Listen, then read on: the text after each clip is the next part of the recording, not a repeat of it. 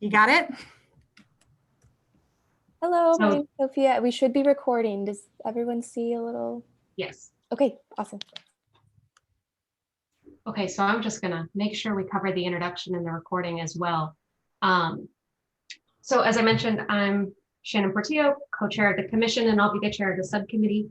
Our goal for today is really to make sure that we're thinking through what specific areas of economics and racial justice we want to focus in on for the next 6 months before our report. So our report will have the same format as we did with our first report, where we'll be making recommendations to state agencies in the executive branch, legislative recommendations, and local government recommendations. Since we can focus on quite a bit when it comes to economics, our goal today is really going to be to decide where we want to spend our time and who we want to bring in for some of those learning sessions and listening sessions, and what type of research we might request from NGA and what type of background research we need to make sure that we're successful in our work. So since we're getting started with a new subcommittee, I'd like for us to go around and do introductions really quickly. So as I mentioned, I'm Shannon Portillo, Associate Dean for Academic Affairs at King Edwards Campus, Associate Professor in the School of Public Affairs and Administration, and Douglas County Commissioner. And I will send it over to Brandon. Hello, I'm Brandon Davis. I'm an assistant professor at the School of Public Affairs and Administration at the University of Kansas, and go to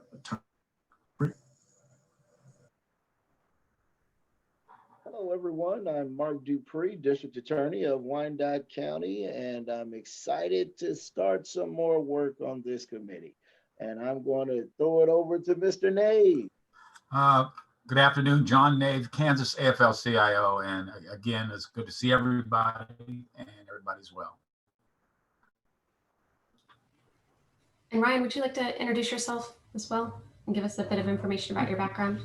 Yeah, great to be with all of you. I'm the Deputy Director of the NGA Center for Best Practices, and I know our public safety team has been involved with this commission for quite a while now, and let us know that the commission was going to be working at the subcommittee level on different issues, and so we've asked staff from our organization to listen in, take notes, sort of understand what your goals are and how we might contribute through research, technical assistance, helping bring in outside folks, other things as well. So just trying to get an idea of what you guys are interested in, scope of the project, and then we'll regroup as well and figure out how we might assist you all. So glad to be with you. Thank you. And Sophie, would you like to introduce yourself? Sure. Hi, my name is Sophia Johnson. I'm a junior at the University of Kansas in political science, and I'm going to be an intern here taking notes on this economic subcommittee. Thank you.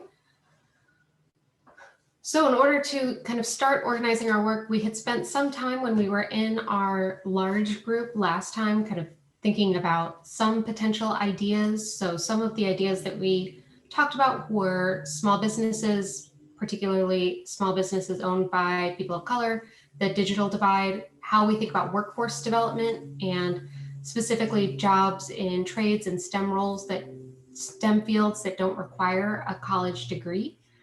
Some of the other pieces that we have talked about, affordable housing, and specifically kind of the racial wealth gap.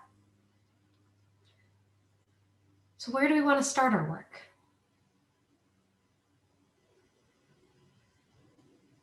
Oh, John, you're muted. John Nave, Kansas AFL-CIO.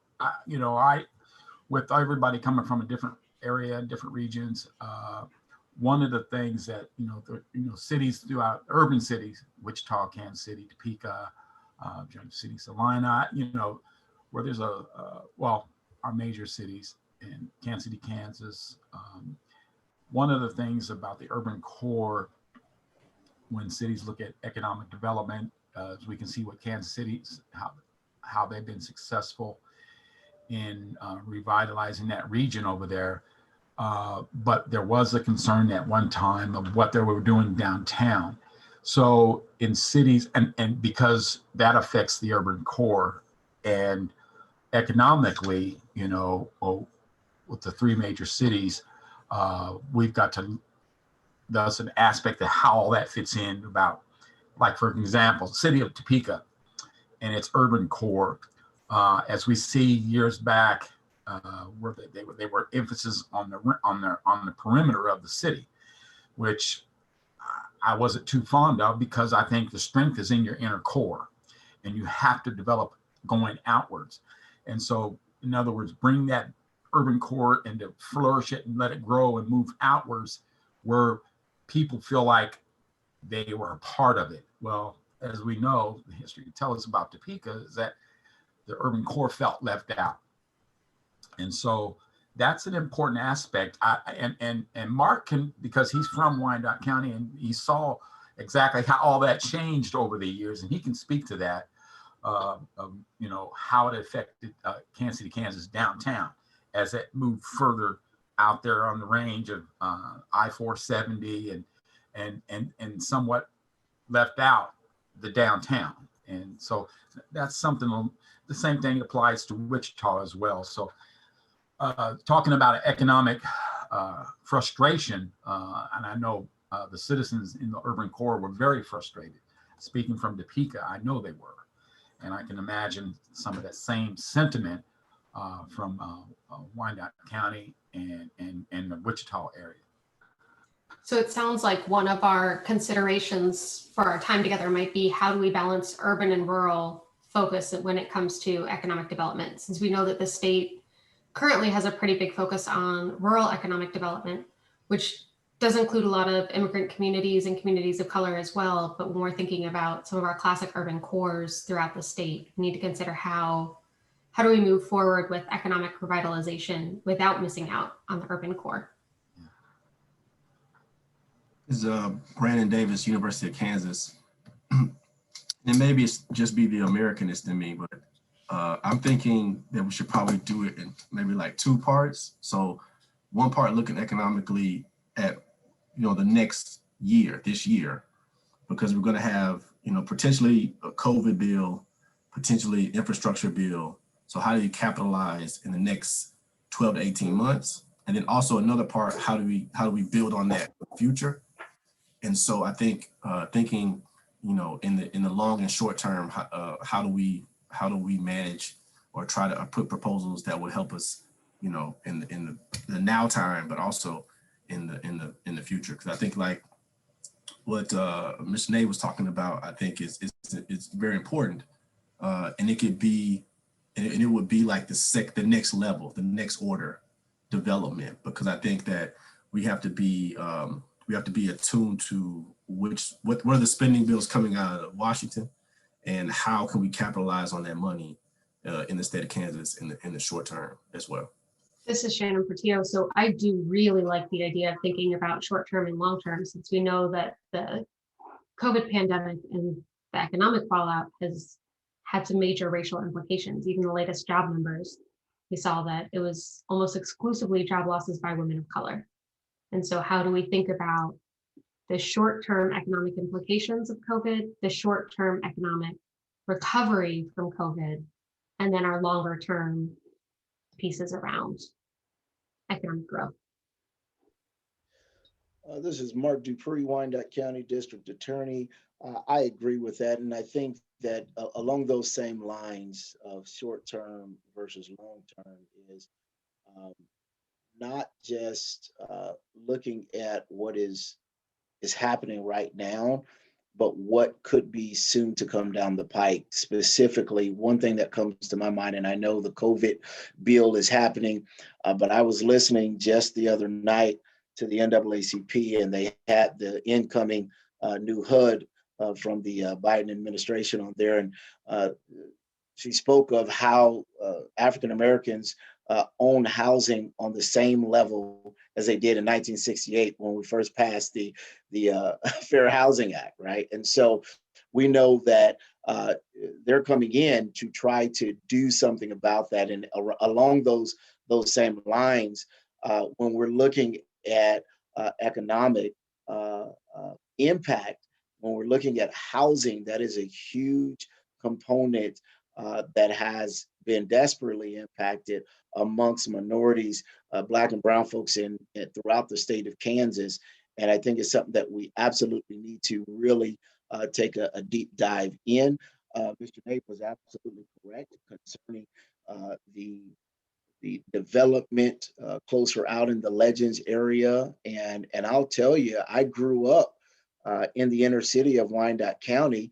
I seen as things were moving further and further out west, what it did to our downtown and to our inner city locations. And I kind of laughed a little bit, John, when you were talking about our downtown, because in Wyandotte County, we say downtown, we're talking about Kansas City, Missouri downtown, because we just have the courthouse and City Hall downtown, because everything else is out there in the legends. And so I just want to throw in there that as we look at that the housing ownership is extremely important and the lack thereof concerning African American folks in our community. This is Shannon Portillo. I think that housing is so vital, and thinking about how that racial wealth gap has kind of only grown over time. A big piece of that is housing is most families' #1 asset. From the learning session perspective, we know that that Governor Kelly has asked for the first housing study in the state in decades. And so it may be good for us to hear from someone in the governor's office what their plan is for the state level housing study, and how they're taking race into account when it comes to that housing study. I also know that some of our larger communities have recently completed housing studies as well. Johnson County is just wrapping up a housing study. So we can also think about this housing piece from that short-term, long-term lens. In the short term, we know that there are a number of folks who are struggling with staying housed and thinking about evictions, past rent, past utilities during the COVID crisis. And then long-term, how do we think about home ownership? And so that may be a way to kind of divide our work into that short-term, long-term perspective, while also thinking about who we might bring in to speak with us and what are some of those big areas that we're going to tackle. So kind of how folks are staying housed during the COVID crisis, and then the gap in home ownership as our long-term goal. This is Brent, University of Kansas. I guess the question is for Mr. Martin. Is the National Government Association, I guess I know you're going to be watching carefully what gets proposed in the House for the COVID bill. Is there, do you have or will you have like policy readouts or like short papers to be able to send out, I guess, based on the drafts that are being passed around in the House, so we can understand or get a jump on as fast, as much as anybody, as to how flexible that money will be, right? So, could that money go to, utilities and rent, or, is that money, how the money can be spent, I guess I'm just asking about, will you have, insight into that? Sure. This is Ryan Martin with NGA. I think we have our members are the nation's governors. And so we have a team of government relations experts that work with Congress that catalog sort of what is happening. They make recommendations on behalf of the governors as well. And so those are things that would be passed on, definitely through the governor's office, that could come to the commission, that would explain what's passed recently, could provide answers about how funding can be used, what's available, what can and can't be done, things like that. So that's definitely a resource. And I think as we sort of understand more about these subcommittees and their interest, we can identify experts if the commission's interested in hearing from certain people on specific programs or policies that could be brought in to share more information too.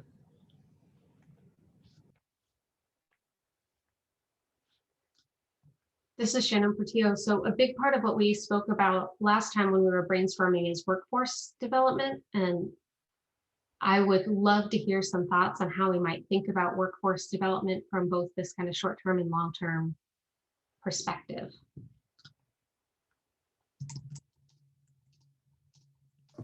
This is John Nate, Kansas AFL-CIO. One of the goals for, I know, speaking from a position of labor, is have the skilled workers in the workforce in our community.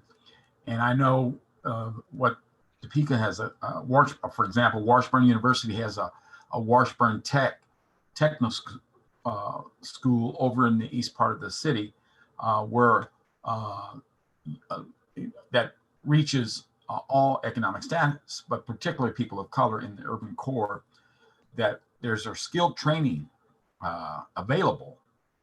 And we're always emphasizing that we need to talk to those children in high school seniors, and realize that, you know, we want them to go to college, but also those that college is not for them, that they can go out and get a skilled, trained job. And what are the cities offering, and even through our state partnership with the state, but what our cities are offering, and what technical skilled trained jobs, because we're going to need them as we move through the state of Kansas on this important transportation package that Governor Kelly that has put out there and put on the table and developed, and now it's in fruition. It's growing and it's moving. And even though we're getting through this pandemic, we are going to need many skilled labor in a lot of different positions, and that we can effectively go into our high schools and even some of our colleges and let our students know that what's available out there. You know, skilled labor can make a decent living to take care of themselves and also take care of their families. And so the infrastructure, highway infrastructure, urban core business opportunities, companies that are looking for skilled labor in as far as nursing, dentistry, various areas of the workforce that, you know, they need those skilled laborers. We have to educate them in a way that they understand that, hey, you can have a good life, versus I've seen sometimes they say, hey, do this. Well, our young folks are wanting it now, and they thinking, well, I can go out and be a t-shirt designer, and I can go out and have my small business doing that. But the fact is that when you start a small business, you got to have enough revenue to carry you from 18 months to 4 to 5 years to actually say you can make it, to have enough revenue for your business, to have enough revenue to pay your staff. And we've had many examples of small businesses that have made it in all of our communities, but we also know those that didn't make it because some of the funding that came from partnership with the cities, it wasn't enough, you know, it wasn't enough. And I can give many examples that here in Topeka that have went out and started a small business, and within 18 months, if they didn't have enough revenue, they were shut down. But we've got to educate them that you have to have enough money to at least invest in your business the first 18 like, years. This is Shannon Portillo. It sounds like there are kind of two pieces that are coming out of that. The first is that we really need to think about where do we have the skilled trades, and how do we have the support and infrastructure for education around skilled trades. And the second is, how do we have small business education? And so when we have folks who do want to take that entrepreneurial route, do they have the kind of education and support that they need to truly thrive? And so I think that both of those pieces are that kind of long-term investment. How do we make sure that we have the workforce needs and the opportunity for entrepreneurism? When it comes to the workforce piece, one thing that I do a lot of work with our community colleges in the Kansas City region, and we hear a lot about certificates and micro-credentialing. And I get really concerned because oftentimes when we talk about these, we talk about them as an alternative to kind of education in the trades or education in higher ed.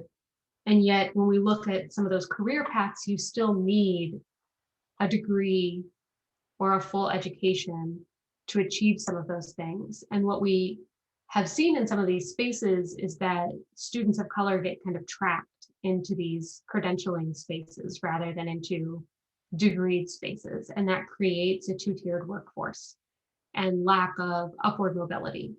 And so I'd like for us to really consider, as we consider these, thinking about workforce education, how do we ensure that we're not trapping students of color into or out of the opportunities for higher education as well. And so how are we making sure that students are really having that choice and that autonomy to decide, am I going that entrepreneur route? Am I going a skilled trade route? Am I going to higher education? And do I have the resources I need to really make the decision that makes the most sense for me? This is Brandon Davis, University of Kansas. I mean, do we know? I guess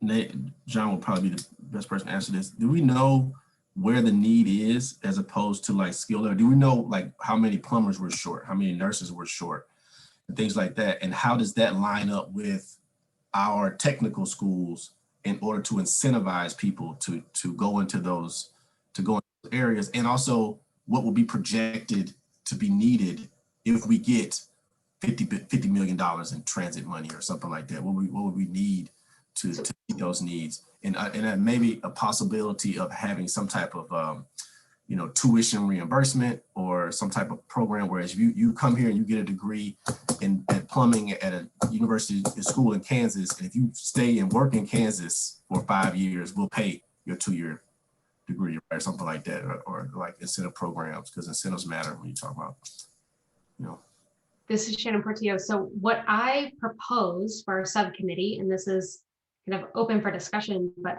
I think that we should ask Lieutenant Governor and Secretary of Commerce, David Tolan, to come and kind of talk about that broad vision of the Kansas economy and ask some of these specific questions. And I don't know if it would be Mr. Tolan or if he would send someone else from the Department of Commerce, but I suggest that in our meeting 2 weeks from now, that we actually have that as our learning session to kind of take a look at what is the landscape of Kansas and the workforce, and then are we ready to answer some of those questions? Because I think that one of the things that we might find in that short term, one of the requests that we make is that we may need better data on these things, because we know that in the Kansas City region, Mid-American Regional Council collects all of those workforce data for us, but I don't know what we have for the whole state.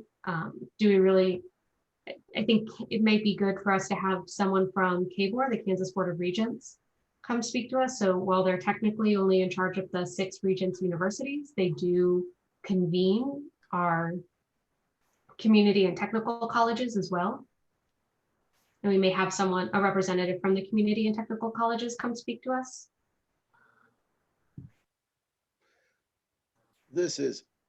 Oh, I'm sorry, John, go ahead. I think John Nade, Kansas AFL-CIO. Shannon, I agree absolutely 100. I think those are where we can get those answers and those statistics. And Mr. Martin, that also from the National Governors Association, wouldn't they have some kind of a snapshot like of the various states and what of the state of Kansas and those kind of needs as well? That's kind of a question, and is that a possibility? Sure, this is Ryan Martin with NGA. I think we may not have that, but we may know the groups who do have that. So we could identify folks who could provide that. Thank you. This is Mark Dupree, Wyandotte County District Attorney. Because I have a little bias for the criminal justice system. As you was talking, John, one of the things that continued to jump in my mind, in Wyandotte County, we created the expungement fair. And I know that Wichita has had one, and I think Douglas has had one. And in the last 2 years, we've had hundreds of individuals have their records expunged. And the data shows statistics that an individual who has any type of conviction on their record, they're 80% less likely to even get a call back, okay, let alone a job. And so what you find is there's a lot of folks that have convictions on their record, or who had spent some time in prison and they get out and they are unemployed. And in fact, 60% of all folks who go to prison within those first 3 years of getting out are unemployed. And when we were creating that expungement program a few years back, and I've done it consistently every year, what we found, the numbers, is that even in Wyandotte County, we have about 1,400 jobs that did not require a full degree, but we didn't have people to fill them. And so the community college and the tech schools began to try to partner with some of the sheriff's department, with the county jail, as well as with the different prisons around the state. All of that to say this, that 95% of all folks that we send to prison in the state and in this country come home within 5 years. And so if we don't look at making sure that the folks who are coming into or coming out of our prisons and out of our county jails, if they don't receive some type of trade or educational ability, and we know that that's lacking inside the prison walls, then we're going to continue to not have jobs for these individuals. And then the DA in me says, when people, which is why I chose economics subcommittee, I believe that the best crime prevention is economics and education. You put those two together, if you give me the ability to make my own money, I'm less likely to try to knock you over and take yours. And so I think we have to put those reintegrating citizens in play here and figure out how we can best serve them, because in Kansas, they're coming home. In Wyandotte, every year we're getting over 800 to 1,000 individuals coming from Kansas prisons right back into our county. And sadly, they oftentimes are no further along educationally, trade-wise, and so on and so forth, thus thrusting them right back into that life. Of course, that's not an excuse, but it is something that I think we need to look at when we're talking about jobs and economics. This is Shannon Portillo. I think that it would be really important for us to kind of think about that expungement piece. There are always discussions around ban the box, and do we want to just actually have a discussion about what would it look like to not ask about criminal justice backgrounds until folks have been hired, and thinking through that. So from a background standpoint, and then how do we think about reentry and reentering citizens when it comes to educational opportunities and employment opportunities. Another piece that we talked about last time, that the criminal justice piece actually sparked this for me, because here in Douglas County, we don't have any childcare that goes past 7 p.m. And so our sheriff has talked about how he basically cannot hire correctional officers who are single parents because they have to work on 24-hour shifts. And we know that that's an issue for our folks who work in public safety, both for correctional officers and police officers, but also in healthcare. And childcare is one of the biggest economic drivers. When we look at the downturn in jobs during COVID, most job loss has been from women. And I think a big part of that is because of the lack of available, affordable childcare.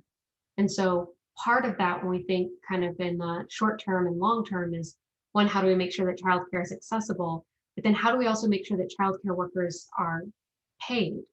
Because it's difficult work that often is not paid a living wage in our community. So we've been approached multiple times to kind of think about education for childcare workers, but some of that becomes really difficult when they often don't make enough to pay back student loans and things like that. So I'd like for us to kind of think through, how does that look as part of an economic development strategy so we can have full employment. And I did just get a note that we are going to return to the full group at 3:45. So we have about 7 minutes to make sure that we're kind of thinking through what are the areas that we want to think about as next steps and who else we want to bring in as speakers and things like that. But Brandon, I think I saw you unmute for a second. Yeah, Brandon, University of Kansas. I do think we should have a listening session that whoever works with Attorney Dupree on that expungement process, because I would like to know, what can be expunged, but also because we have a lot of other collateral consequences of like a felony conviction where you can't get a license in some states. You can't be a barber. You can't get a lot of whatever state licensure jobs you can't get. So the idea of removing some of those impediments, especially for things that had no relation to your crime, right? So if you get caught walking around with a bag of marijuana, why are they suspending or revoking your driver's license or something like that? those collateral consequences that keep people from doing, certain types of jobs. And also, I guess with the idea that the ban the box idea, I think it's good. But I saw one study, I can't remember the name of people who did it, but what they found was that once you ban the box, that the callback ratio was like about a 7% difference between whites and blacks. It jumped to 45% between whites and blacks because they couldn't, the box was used to opt black people out of crime. And so if they couldn't opt them out of crime, they just didn't call them back. So I think the expungement, I think that's a good tool, but also the expungement and also that idea that, you shouldn't be barred from economic sectors just because you committed a crime, unless it's, you committed like a financial crime and you shouldn't be able to trade stocks or something like that. But for most part, not committing, committing I'm sorry, I got off mute too quick. You weren't supposed to hear that. Well, we've seen some of the current drama in the stock market these days, so Right. I think we're going to steer very far away from that on this particular subcommittee. We will not be discussing any of them. Very wise Stock market decision, and how it Madam affects Chair. our particular communities. So, but Brandon, I do think that your point is really important about some of the potential unintended consequences around ban the box and race. And so we really should think through what would expungement look like? What are some of our alternatives when it comes to thinking about that criminal justice background? This is John Nate, Kansas AFL-CIO, and Mark said it 200%. I've worked in the criminal justice system, and the discouragement that I see from those that come out thinking they maybe can get a fresh start, and they go put their application in. And they have some work ethic because they got caught up, they did their time or whatever. They can't come out because nobody wants to give them that second chance. And that's what's really a shame, is that if they can get that second chance to lift themselves up, it steers them away from that, and then as they progress into that chosen field of what they want to do, they can get that skill training to move up or learn how to have their own small business. And so we've got to encourage manufacturing companies throughout our urban core and around us in cities. For example, some of the major manufacturing things that are happening in Wyandotte County, Shawnee County, that able to hire a person that will come to work and earn a living. But if they got that mark, well, he was out, just got out. That's just not right. And so we're going to have to start maybe putting in some of those incentives when they offer those tax exemptions to come into these cities. Well, on a core, let's hire people, people of color, or anyone that a young person that has that mark on their record. Give them a shot. That's got to be in there, This is Shannon Portillo. I think you're exactly right, John. I think we may also need to have kind of a broader discussion about incentives. So how do incentives who do we see incentives going to when it comes to businesses that receive incentives? What do we see as far as the outcomes of how incentives are working in our communities? We know that there was a big discussion about kind of ending the border war in Kansas City, dueling incentives on the Kansas side and the Missouri side, but there are still some kind of big differences. Even this past election, Missouri voted to increase their minimum wage. We don't have referenda in Kansas, so we don't really have the opportunity to take votes like that, but our minimum wage is pegged to the federal minimum wage.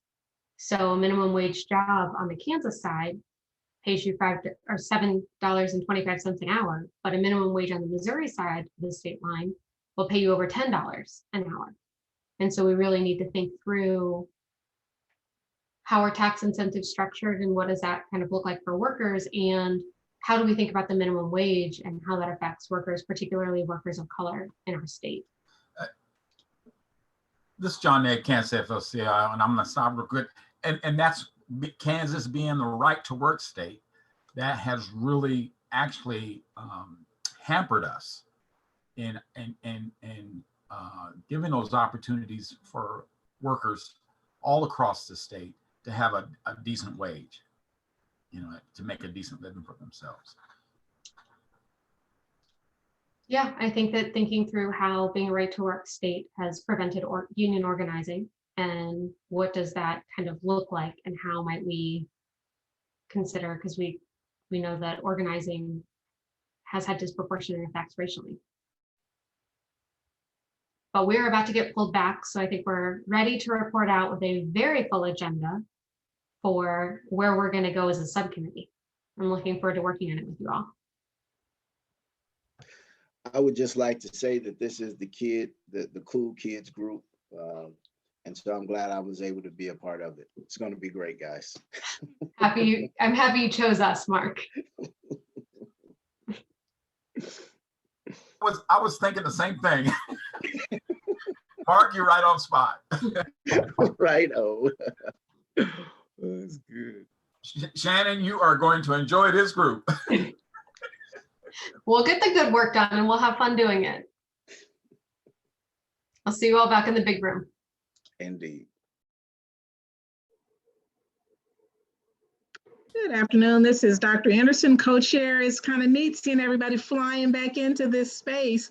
For those people that came on the streaming a little late, for them to know that this evening we went into breakout sessions, but you'll get a chance to hear what we talked about because we'll be reporting out on those. As we kick this one off, I'm going to turn it over to Commissioner David Jordan to share what his group, who's in his group, or what the title of his group is in healthcare. And then for him or whomever was in his group to report on out, and then we'll pick it up from there. And I think you're still on mute. I'll figure out Zoom sometime. Thank you, Dr.